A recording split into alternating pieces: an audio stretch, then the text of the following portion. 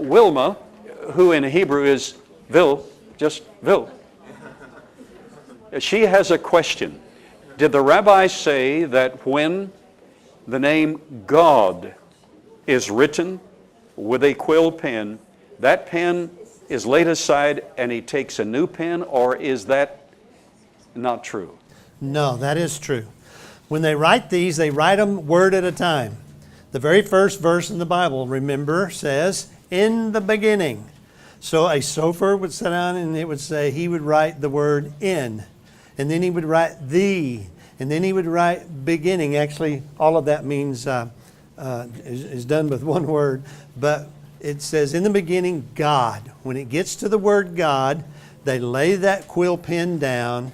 They pick up another one that's only used to write the ineffable name. You and I tend to think the name of our Creator is God, but that's really a title, not His name. His name is recorded in Scripture, and it's spelt Yod, He, Vav, He.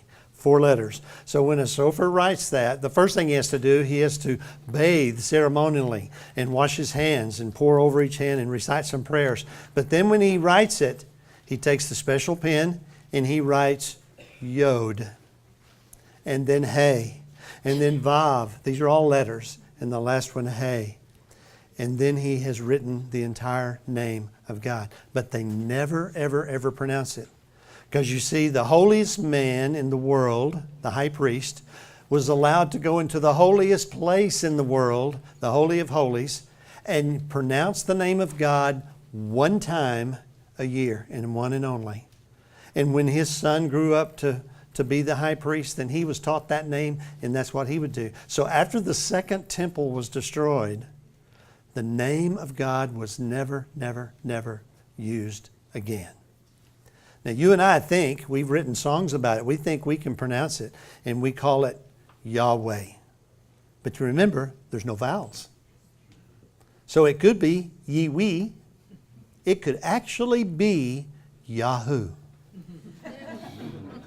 But we're going to say probably not as flippantly as we use that today.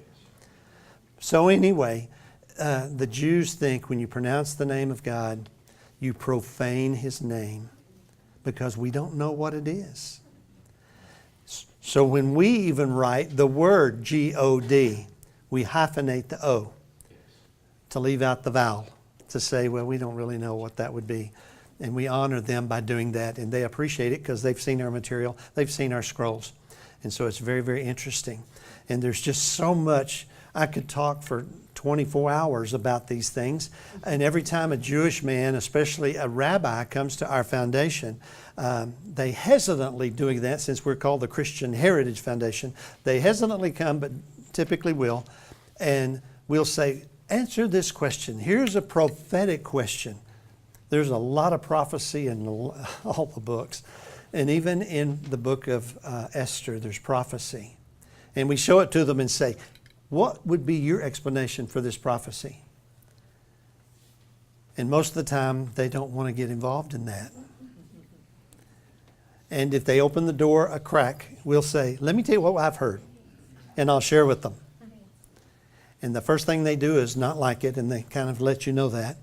But all the next 20 minutes, they're Googling in Hebrew on their phone, finding out that which I've told them is what the world is saying. And you can ask Miss Ruth down there what I'm talking about when you get to that prophecy section of the book of Esther. But it's very, very interesting, by the way. Okay? And then they pick up the scroll and continue to write. Yeah, they pick up the scroll right there and continue to write. Remember, they write these things in pages. They don't put a big scroll up there all sewn together and write. Because if they make a mistake, they've got to start over.